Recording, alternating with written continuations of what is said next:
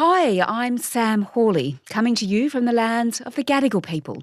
This is ABC News Daily.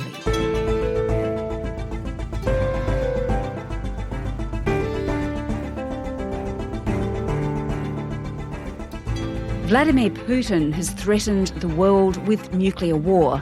It is scrambling to re-enlist thousands of former soldiers to boost his ailing forces.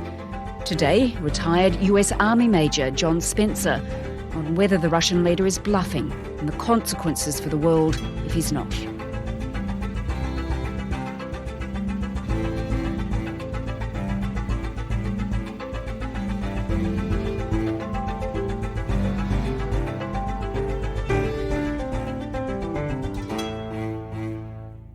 John Spencer, I spoke to you not too long ago and you said with barely a shadow of a doubt that Ukraine is going to win this war.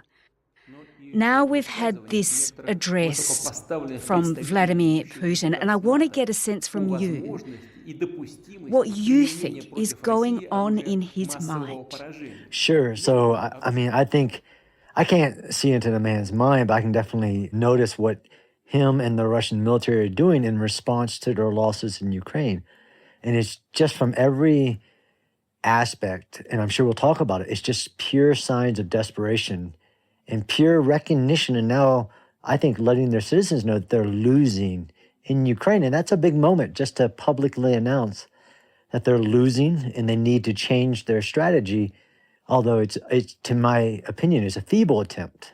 There were two main elements to this address. There's firstly the threat of nuclear war. John, what did he say and what did it mean?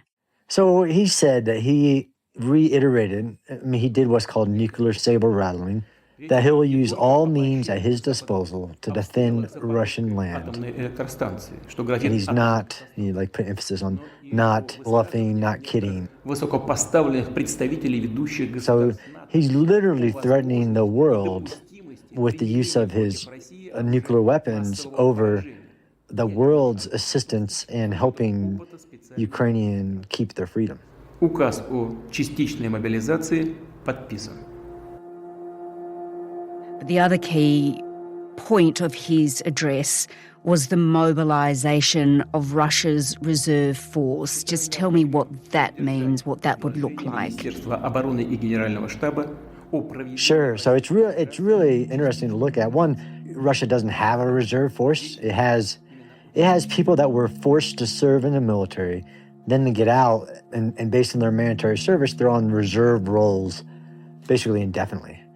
So unlike a Western military that maintains a reserve force, he's basically saying that these people who have served in the military at some point are being forced back into the military, will get 2 weeks of training, and then be sent to the front lines in Ukraine.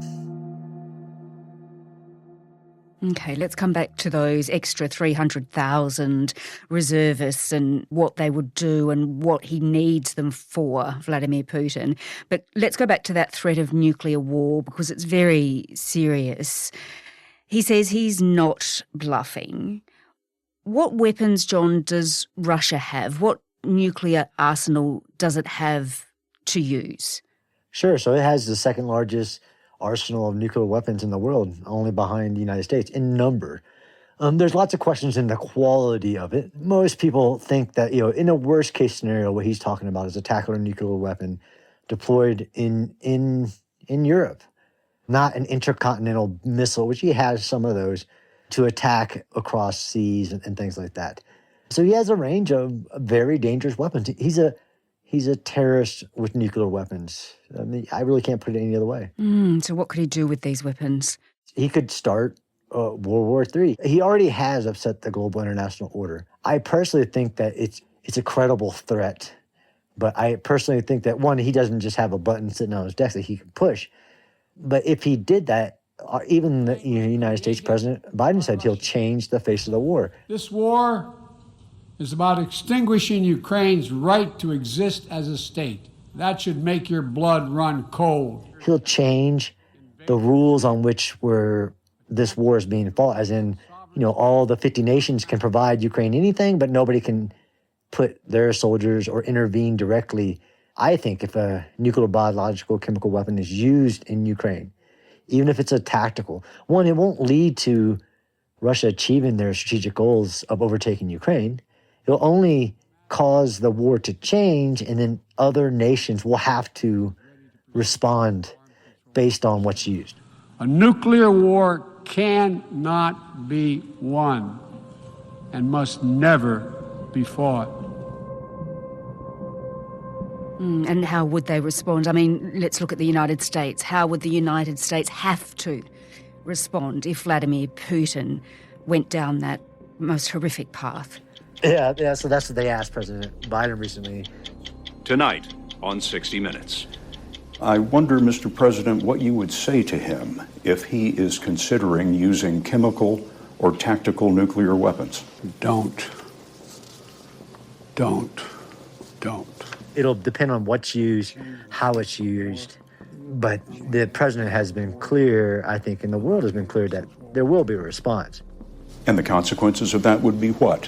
You think I would tell you if I knew exactly what it would be? Of course I'm not going to tell you. It'll be consequential. They'll become more of a pariah in the world than they ever have been. And depending on the extent of what they do will determine what response would occur. But nobody wins that course of action. I've been adamant that I don't think he would ever do it. In my opinion, if Russia uses a WMD, that is the end of the Putin regime and the end of the Russian Federation as it exists today. As you mentioned, 300,000 reservists are being called up in Russia. They'll get just 2 weeks training, and then what are they expected to do? This relates to a particular region, doesn't it, of Ukraine that Vladimir Putin is desperate to hold on to.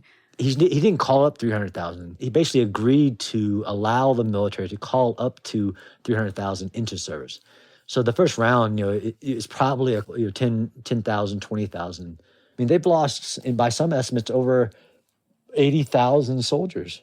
Ukraine is destroying their military. So he wants to take these men who served at some point in the military and then rush them to fill the gaps that he has created to hold the Donbass, like you mentioned, to hold this area. So he hopes that these will create the manpower and the mass that they've lost through Ukrainian victories.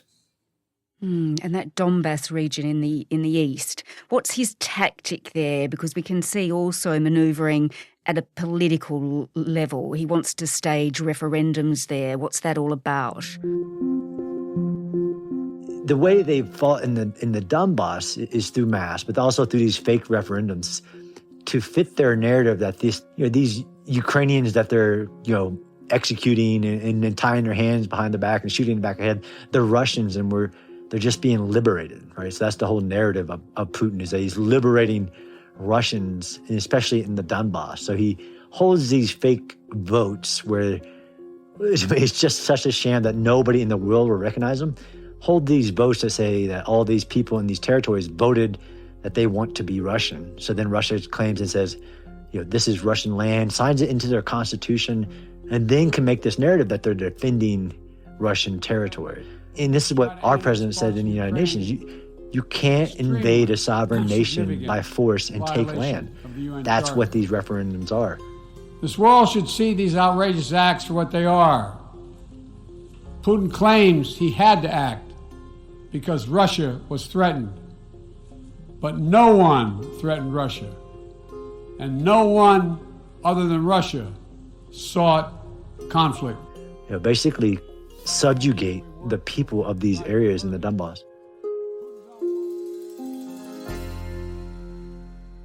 Putin, he ended his speech with a message to Russians. He said, "I believe in your support."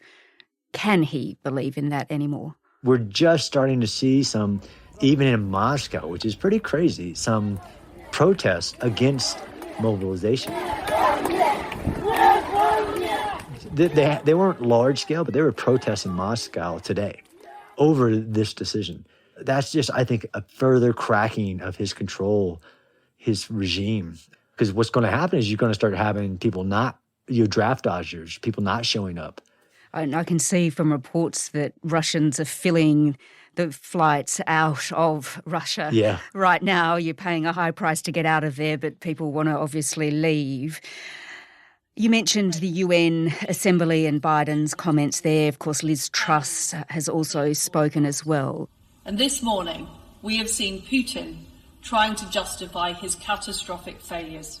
In your view, John, you've said before that Ukraine will win this war. Absolutely.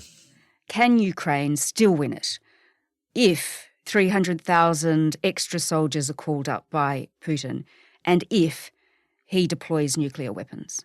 So there's two questions here. If he deploys 300,000 additional soldiers, absolutely. That's just not the way a war works. It's just not, hey, you off the street and go rush them to their front lines and they have an effect. Ukraine has outfought them in every level. It would not turn the tide of the war in their favor. He's lost so much momentum. If he used tactical nuclear weapons, I would hate to see that, and I don't even like talking about it. But if he used a tactical nuclear weapon, would it lead to his victory in Ukraine? I don't think that that's going to cause the Ukrainian people to say, we submit. I've looked into their eyes, and I don't think so. John Spencer is an expert in urban warfare and a retired US Army major. In the hours after Vladimir Putin's televised address, human rights groups said more than 1,200 people from 38 cities were detained for protesting. 4 Russian-occupied regions in Ukraine will hold referendums to become part of Russia over the next 4 days. This episode was produced by Flint Duxfield, Sydney Peed and Sam Dunn, who also did the mix. Our supervising producer is Stephen Smiley. Over the weekend, we'll be bringing you another episode from our colleagues from ABC Sport Daily. Keep an eye out for that. I'm Sam Hawley. ABC News Daily will be back again on Monday. Thanks for listening. Subscribe to listen to more free podcasts or download the ABC Listen app and stream ad-free.